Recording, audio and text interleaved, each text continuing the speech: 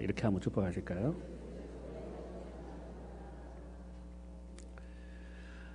우리가 어떤 사물을 볼 때에 전체를 보아야 또 알 수 있는 사물이 있습니다. 그리고 상황이 있을 겁니다.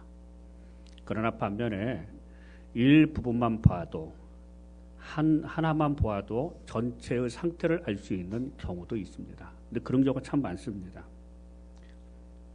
우리 신앙생활이 그런 것 같아요. 그 사람의 신앙생활이 건강하냐, 그 사람의 신앙생활이 올바르냐라는 것들을 볼 수 있는 것은 한 가지 기준을 보면 됩니다. 구원관입니다. 구원관 하나만 보면 이 사람의 신앙이 바르게 신앙생활하는 것인지 정말 은혜를 누리고 있는 삶을 살고 있는 것인지를 알 수가 있습니다. 그만큼 구원관이 그 사람의 신앙을 좌우할 수 있는 중요한 핵심이면서 신앙의 건강 상태를 유지하게 하는 동력이기도 하죠. 어떤 구원관을 갖고 있느냐라는 거죠. 오늘 로마서의 말씀은 이 구원관에 대해서 한마디로 말합니다. 우리가 구원받은 것은 은혜로 구원받은 것이라고. 하나님의 은혜로 구원받은 거죠. 우리의 어떤 공로나 그 어떤 것에 힘을 입어서 구원받은 게 아니고 전적인 예수 그리스도를 믿는 그것으로 통해서 우리가 성량받고 그 하나님의 은혜로 우리가 의롭게 여김을 받은 것. 그러니까 하나님의 은혜로 구원받았다라는 거죠. 그래서 이러한 구원관 위에 뿌리를 내리고 바탕 위에서 생각을 하고 말을 하고 행동하는 것은 건강한 복음의 열매를 맺을 수밖에 없는 거예요. 그런데 반대로 중요한 것은 행위로 구원받는다란 말은 안 하면서도 우리의 일상 삶 속에서 행위로 구원받는다라는 그런 어떤 그림자 같은 것들을 말할 경우가 있어요. 그리고 그것 때문에 괴로워하는 사람도 있어요. 그런 사람이 어떤 사람들인 거 아니에요? 판단하는 사람이에요. 남을 비방하거나 판단하는 사람, 원망하거나 시기하는 사람, 상처를 주는 사람. 이 사람들은 다른 게 아니에요. 그 행위를 보고 말하는 거거든요. 그래서 행위로 구원받는다는 말은 안 하지만 그러나 은근슬쩍 그런 삶과 그런 것을 통해서 행위에 너무나 많은 것을 집중하는 그런 모습을 보게 됩니다. 그래서 이런 사람들의 모습을 보게 되면 어딘가에 한 구석, 어딘가에 구원관이 잘못되어 있고 어딘가에 신앙이 병들어 있다는 것을 우리가 알 수가 있어요. 그래서 신앙생활은 구원관이 어떤 거냐, 어떤 구원관을 갖고 생각과 마음과 행동에 뿌리를 내렸느냐에 따라서 신앙의 건강 상태가 달라집니다. 그 로마서 그 얘기를 하고 있는 거예요. 우리의 구원관은 따라서 하나님의 은혜로, 하나님의 은혜로 된 거예요. 여기다 뿌리를 내리셔야 돼요. 여러분 CCM 찬양에도 그런 찬양이 있어요. 시작됐네 우리 주님의 능력이라는 찬양인데요. 악보 없죠? 없으면 우리 무반주로 한번 같이 한번 해봤으면 좋겠습니다. 1부 때는 그냥 했거든요. 우리 같이 한번 시작됐네 우리 주님의 능력이 나의 삶을 다스리고 새롭게 하네 자유하네 죄와 사망으로부터 나의 삶은 변하고 난 충만하네 은혜로다 주의 은혜 한량없는 주의 은혜로다 주의 은혜 변함없는 신실하신 주의 은혜 할렐루야. 로마서가 말하는 전체 내용이 뭐냐? 이 CCM 가사 내용과 똑같다. 예수 그리스도를 믿는 순간 시작되었습니다. 주님의 능력이. 그리고 우리의 삶을 다스리고 우리를 새롭게 하시는 역사가 시작되는 거예요. 그런 은혜의 과정을 통해서 우리는 말합니다. 하나님의 은혜로라고. 하나님의 은혜로 된 것이라고. 많은 사람들은 하나님의 은혜를 이루려고 하는 사람들이 많습니다. 아닙니다. 하나님의 은혜는 예수께서 이루 놓으셨습니다. 우리는 하나님의 은혜를 누리시면 되는 겁니다. 할렐루야. 근데 너무 많은 사람들이 하나님의 은혜를 이루려고 하는 경우가 많아요. 그러니까 행위에 집착하는 거예요. 우리 하나님은 우리에게 복음의 밥상을 다 차려놨습니다. 잔치상을 차려놨어요. 그러므로 우리는 그 잔치상처럼 그 복음의 말씀을 먹고 누리면 되는 거예요. 거기에 우리 인간의 어떤 거시 노력이 가미되어서는 안 돼요. 순종하고 따라가면 되는 거예요. 그게 은혜를 누리는 삶이에요. 그러면 우리가 이런 사도 바울이 로마서를 통해서 주신 것처럼 은혜는 이루는 것이 아니라 누리는 것이라고 한다면 예수 믿는 우리들이 어떻게 하면 은혜를 누리는 삶을 적극적으로 살 수 있을까? 누려갈 수 있을까? 오늘 본문은 6장의 말씀이 바로 그 답을 우리에게 주고 있는 말씀이에요. 첫째로는 우리 자막에 뜬 대로 한번 같이 한번 읽어봅시다. 시작. 죄를 깨닫게 하는 것이 은혜를 누리는 것이다. 죄를 깨닫는 게 은혜를 누리는 것이라고 말하고 있습니다. 오늘 로마서 6장 1절과 2절 말씀에 보면 이런 말씀을 하고 있습니다. 같이 한번 읽어봅시다. 시작. 그런즉 우리가 무슨 말을 하리요? 은혜를 더하게 하려고 죄를 거하겠느냐? 그럴 수 없느니라. 죄에 대하여 죽은 우리가 어찌 그 가운데 더 살리요? 여러분, 이 말씀 가운데 보면 죄에 거하다라는 말은 뭐야? 죄 가운데 죄와 더불어 산다 이런 뜻이에요. 그리고 오늘 말씀에 소개하고 있지는 않지만 로마서 5장 20절 말씀에 보면 죄가 더한 곳에 은혜가 더욱 넘친다 이런 말씀을 사도 바울을 통해서 하나님 말씀하셨어요. 그러면 이 두 가지의 말씀을 연결시켜 보면 이렇게 해석해도 되는 걸까요? 은혜를 누리기 위해 우리가 죄와 더불어 살아야 한다는 그런 말씀의 뜻일까요? 이 말씀이 우리가 더 큰 은혜를 누리기 위해서라면 죄를 더 지어야 한다는 그 말씀의 뜻일까요? 여러분 그렇게 받아들이고 계십니까? 죄가 더한 곳에 은혜가 넘친다. 이 말은 죄를 지을수록 은혜가 넘친다. 그런 뜻이 아니에요. 오늘 본문에서 말하고 있는 이 말은 사도 바울을 통해서 우리에게 깨닫게 하시는 말씀이 있는데 그건 뭐냐? 죄를 지을수록 은혜가 넘치는 것이 아니라 죄를 깨달을수록 은혜가 넘친다는 말씀을 하고 싶으신 거예요. 한번 따라합시다. 죄를 깨달을수록 은혜가 넘친다. 죄를 깨닫는 거예요, 여러분. 많은 사람들이 내가 죄인 것은 알고 있습니다. 다 인정해요. 내가 죄인이라는 거 다 인정해요. 그럼에도 불구하고 왜 하나님의 은혜를 누리지 못할까요? 내가 어떤 죄인지를 깨닫지 못해서 그런 거예요. 어떤 죄인인지. 어떤 죄인지를 깨닫지 않은 것은 그냥 깨달아진 게 아니에요. 행위로도 깨달을 수 있지만 하나님은 말씀을 통해서 내가 어떤 죄인지를 깨닫게 하세요. 성령을 통해서 하나님의 말씀을 묵상하다 보면 묵상하는 사람들의 공통적인 특징이 뭔가 아니에요. 먼저 내 자신의 죄를 깨닫게 해주시는 거예요. 내가 이런 죄이냐, 이런 죄이냐, 이런 죄가 있어, 이런 죄가 있어. 곳곳마다 말씀을 묵상할 때마다 그 죄를 보게 하시거든요. 그러나 말씀을 묵상하지 않는 사람은 내가 죄인 건 알고 있지만 어떤 죄인지를 모르기 때문에 그 어떤 죄까지 덮으셔 주시는 하나님의 은혜가 내 안에 흘러들어오지 않는 거예요. 누리지를 못하는 거예요.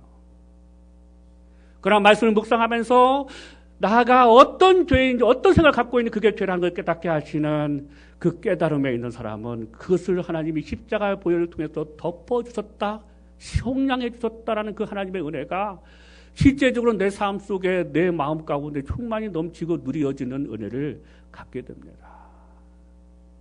죄를 알고 있는 게 중요한 게 아니라 죄를 깨닫는 게 중요해요. 내가 어떤 죄인인지 어떤 죄를 지었는지를 깨닫는 게 더 중요해요. 왜 그리스도인들이 능력이 없는 줄 아십니까? 다 그 한 가지 차이예요. 죄인 거 몰라서가 아니에요. 죄인 걸 알아요. 근데 내가 어떤 죄인지를 몰라요. 어떤 죄인인지. 내가 어떤 음욕이 있는지, 내가 어떤 불순한 동기가 있는지, 내가 어떤 거짓말을 했는지 이걸 모르게 그냥 두리뭉실하게 나 죄인, 그러니까 그것을 덮어주는 은혜를 모르는 거예요. 어느 자매가 이런 고백을 해요. 목사님, 저는요, 말씀 묵상하다가 말씀 묵상하는 걸 포기할 뻔했습니다. 라는 아주 그런 되게 근심이 되는 말씀을 하시는 거예요. 왜 그랬냐고 물었더니 이 자매님이 하시는 말씀이, 하나님의 말씀을 성경으로 인도받다 보니까 그 말씀이 자꾸 자기 죄를 보게 하더라는 거예요. 과거에 죄였던 죄도 보게 하시고 현재 갖고 있는 생각이나 마음이나 감정의 영적 상태까지 자꾸 보게 하시는 거예요.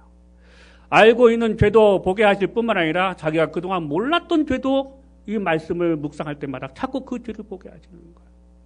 생각하고 싶지도 않은 거예요.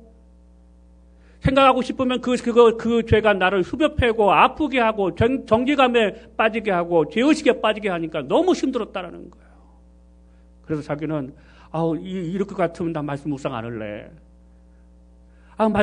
말씀을 우리가 접하면 위로가 있고 힘이 있고 복을 받고 막 누려야 되는데 그런 게 없으니까 말씀을 묵상하는 것을 포기할 뻔했대요. 근데 어느 날 목사님께서 설교하는 중에 십자가 복음에 대해서 말씀을 하시는데 그 말씀이 자기 마음을 뜨겁게 만들었다는 거예요. 그게 어떤 말씀이냐고 물었더니 그 자매가 하는 말이, 하나님의 말씀을 묵상을 통해서 깨닫게 하는 자기 죄를 회개하게 되면 이 모든 죄를, 회개한 이 모든 죄를 이미 예수님께서 십자가를 통해서 속량하시고 나를 덮어주셨다라는 하나님의 은혜가 당신에게 밀려오게 될 것입니다. 그 말씀을 듣는 순간 자기 마음속에 뭔가 뜨거움이 오더라는 거예요. 그렇구나. 그 뒤로부터 그 자매는 말씀을 성경을 통해서 인도받아 묵상하는 가운데 그동안에는 그 말씀을 통해서 자기 죄를 보게 하면 이젠 감사할 수 있다는 겁니다. 내가 어떤 죄, 내가 이런 죄인이었는데 하나님은 이런 죄인 나를 십자가로 모든 걸 덮으시고 나를 자녀로 삼아주셨구나. 여전히 하나님은 나를 사랑하시고 그 은혜로 나를 인도하고 계시는구나 라는 죄책감을 느끼는 것보다도 은혜로 덮어주신 하나님으로 인도하신다는 이 은혜가 더 크게 누려지니까 이제는 말씀 묵상하는 것이 즐겁습니다. 그리고 너무 감사합니다. 그동안은 자기가 내가 죄인 건 알고 있지만 어떤 죄인지는 몰랐습니다. 그걸 덮어주시는 십자가 은혜를 지금 내가 누리고 있습니다. 여러분, 이 자매가 죄를 깨닫는 가운데 하나님의 넘치는 은혜를 누리고 있는 자매가 아닐까요, 여러분? 저를 포함해서 모든 그리스도인들이 죄인 거 모르는 거 아닙니다. 그러나 어떤 죄인지는 우리 실상을 못 보는 거예요. 그런데 그것은 말씀 앞에 섰을 때만 가능한 거예요. 여러분, 어떤 죄인들을 깨달아지고 회개하고 돌아서서 하나님의 풍성한 은혜를 누리시는 은혜가 있기를 주의 이름으로 축복합니다. 두 번째로는 오늘 로마서 6장 2절 말씀에 보면 죄에 대하여 죽은 우리라는 단어가 나와요. 죄에 대하여 죽은 우리. 다시 말하면 어떤 사람의 은혜를 누리냐, 바로 이런 사람이에요. 자막에 뜬 대로 한번 읽어봅시다. 시작. 죄에 대하여 죽을 때 은혜를 누립니다. 여러분, 죄를 대하여 죽는다라는 그 말은 죽어서 사는다 그런 의미가 아니에요. 쉽게 말하면 내가 직장 생활하는데 상사한테 죽어 살아 이거 아니라는 거죠. 여러분, 시부모한테 뭐 그러렸겠죠. 우리 교인들은 그러렸겠지만 시부모 앞에 그냥 죽은 듯이 살아. 내 안에 있는 감정이나 그런 것들이 처리되지 않은 채 겉으로만 죽은 것처럼 지절한 것처럼 참고 살아. 이런 의미가 아니라는 거예요. 여기서 죄에 대하여 죽은 우리라는 것은 그런 의미가 아니에요. 또 반대로 내가 죄에 대하여 죽었다는 이 말은 완전히 죄를 안 짓는다 이런 말도 아니에요. 죄에 대하여 죽은 우리라는 것은 과연 무슨 뜻이냐? 사도 바울은 말씀으로 풀어갔어요. 오늘 로마서 6장 6절과 7절 말씀에 죄에 대하여 죽은 자가 바로 이런 거야 라고 사도 바울은 말씀을 통해서 우리에게 가르쳐주고 있어요. 같이 한번 읽어봅시다. 시작. 우리가 알거니와 우리의 옛사람이 예수와 함께 십자가에 못 박힌 것은 죄의 몸이 멸하여 다시는 우리가 죄에 뭐 하지 않는다고요? 종노릇하지 아니하려 함이니 이는 죽은 자가 죄에서 벗어나 의롭다 하심을 얻었습니다. 죄에 죽었다라는 것은 죄를 짓지 않는다 그런 뜻이 아니에요, 여러분. 이 말씀을 간단하게 알아듣기 쉽게 말한다면 우리가 예수 믿기 전에는 아담의 원죄가 내 안에 들어왔기 때문에 그 죄 때문에 다 우리는 죽어야 되는 거예요. 죄 때문에 사망이라는 것을 선고받은 사람들이에요. 죄 때문에 사망에 이르는 거예요. 죽음에 이르는 거예요. 그런데 우리가 그런 우리였는데 우리가 그런 사망에 이르는 그 시간 동안에 예수를 만났어요. 예수 십자가의 복음을 들었습니다. 그 십자가의 복음을 믿고 그 은혜로 말미암아 하나님께서 우리를 의로 여기신 거예요. 그리고 구원해 주셨어요. 그래서 우리가 죽어야 되는데 예수님께서 십자가에 다 우리 죄를 대신하여 죽어 주심으로 말미암아서 죄의 몸이 되었던 우리가 멸함을 당하고 죄의 종로로 타지 않는 하나님의 의의 백성이 된 거예요. 할렐루야. 그래서 죄의 종로로 타지 않는 거예요.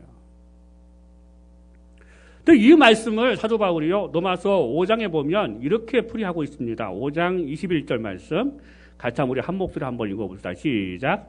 은혜로 또한 의로 말미암아 왕노릇하여 우리 주 예수 그리스도로 말미암아 영생에 이르게 하려 함이니. 죄의 종노릇하지 않는다는 그 의미는 뭔가 아니에요. 은혜로 뭐 한다고요? 왕노릇한다는 뜻이에요. 그래서 우리 주 예수 그리스도로 말미암아 어디에 이른다고요? 사망에 이르는 것이 아니라 어디에 이른다고요? 영생에 이르게 한다. 오늘 본문에서 읽지는 않았지만 로마서 6장 13절 말씀에 보면 이런 말씀 쓰고 있어요. 간단하게 제가 요약하겠습니다. 같이 한번 읽습니다. 시작. 오직 너희 지체를 의의 무기로 하나님께 드리라. 종노릇하지 않는다는 것은 어떤 상황에서도 내가 분노가 있고 화가 나고 힘들고 거짓말할 수 있는 가능성이 있는 상황에도 불구하고 그렇게 할 수 있는 상황으로 내 것을 드리지 않고 내 생각을 드리지 않고 뭐예요? 하나님께 의의 병기를 쓰일 수 있도록 하나님께 내 생각과 내 마음을 드리는 거예요. 그게 뭐냐? 죄의 종노릇하지 아니하고 또 하나는 뭔가 하니? 은혜로 왕노릇하는 거예요.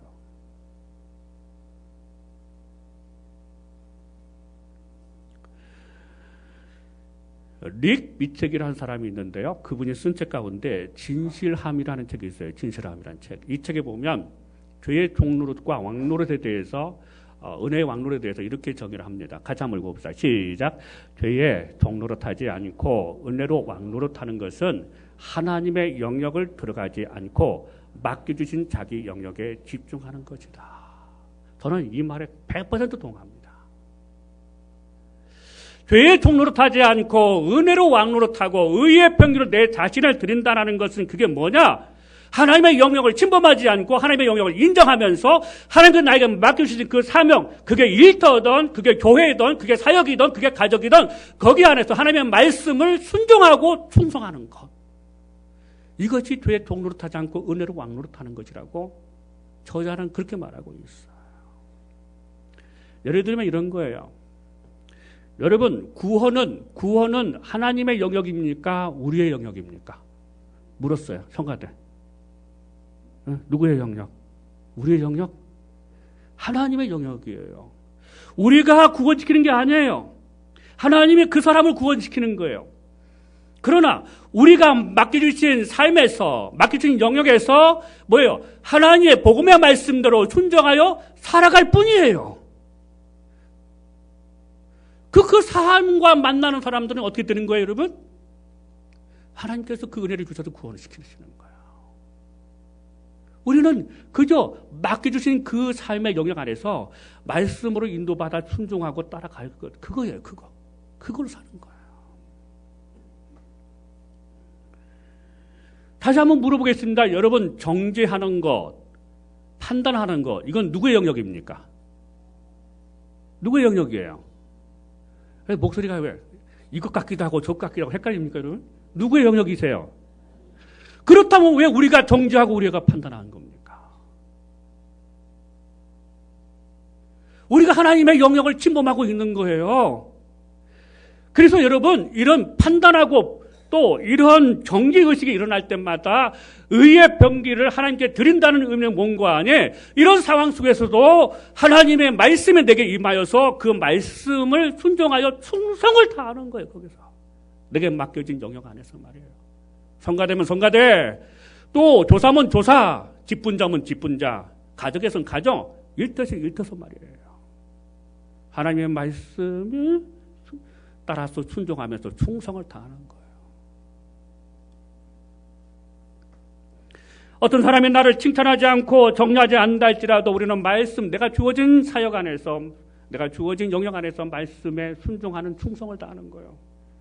어느 누구도 나를 인정하지 않고 이해할 수 없는 말씀을 받았다 할지라도 내가 맡겨진 영역 안에서 그 말씀에 순종하여 충성하는 것으로 살아가는 거예요. 납득이 안 되어져도 내가 부담스러운 말씀을 받아도 내가 맡겨진 그 사역 그리고 맡겨진 그 영역 안에서 그 말씀에 순종하는 충성을 다하는 것뿐이에요. 성령님 그렇게 살게 하시게 만들어줘요.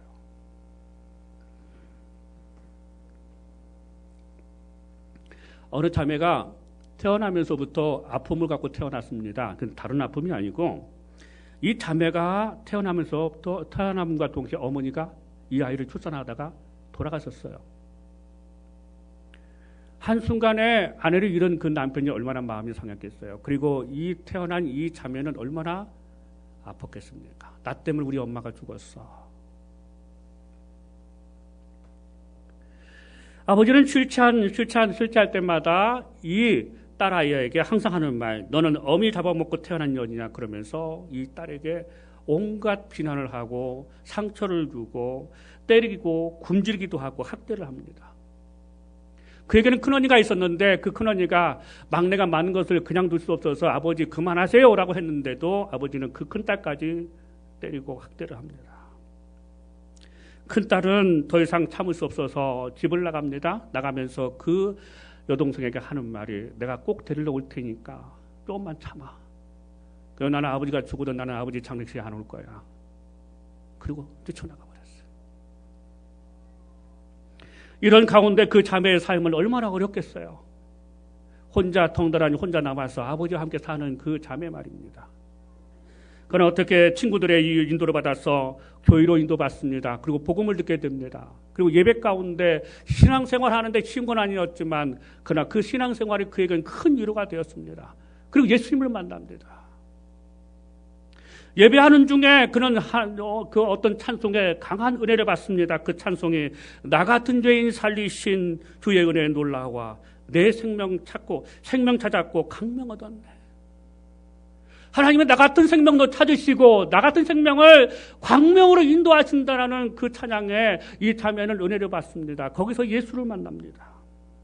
그리고 그는 3절에 더 은혜를 받습니다. 이제껏 내가 산 것도 주의 은혜라 또 나를 장차 본향에 인도해 주시리라. 내가 이제껏 산 것도 주의 은혜로 사는구나. 앞으로 사는 것도 주의 은혜로 사는구나. 아버지가 그렇게 몹쓸게 그렇게 핍박을 하는 가운데 아버지가 뇌졸중으로 쓰러집니다. 더 이상 몸을 옮길 수 있는 상황이 안 되었습니다. 그런 가운데 그 자매에게 말씀을 통해서 꽂힌 한 가지의 말씀이 있었는데 고린도후서 5장 18절 모든 것이 하나님께로부터 났으니 그가 그리스도로 말미암아 우리를 자기와 화목해 하시고 또 우리에게 화목하시는 직분을 주셨느니 라는 이 말씀이 그 자매에게 불꽃처럼 다가와서 그 마음을 뜨겁게 합니다. 비록 나를 핍박하고 나를 힘들게 하는 아버지지만 그래도 내 아버지야. 그리고 이 말씀 붙들고 하나님이 나로 하여금 예수 때문에 화목해 주셨는데 그리고 나에게 화목해 하시는 직분을 주셨는데 이 아버지와 화목해 하는 직분을 감당하라고 나에게 이런 어려움을 주시나 보다. 여러분, 자매는 힘들고 어려울 때마다 그 찬송가를 부르가며 그 말씀 붙들고 자기에게 하나님께 맡겨진 그 아버지를 돌보는 그 영역 아래서 말씀에 순종하고 충성을 다합니다. 그러기를 몇 개월 지났는데 아버지가 이 딸의 정성에 감동을 받습니다. 그리고 아버지가 그 딸아이에게 말합니다. 얘야, 네가 믿는 예수님을 나도 만나고 싶구나. 그래서 자기가 다니는 목사님을 모셔다가 세례, 병상 세례도 받습니다.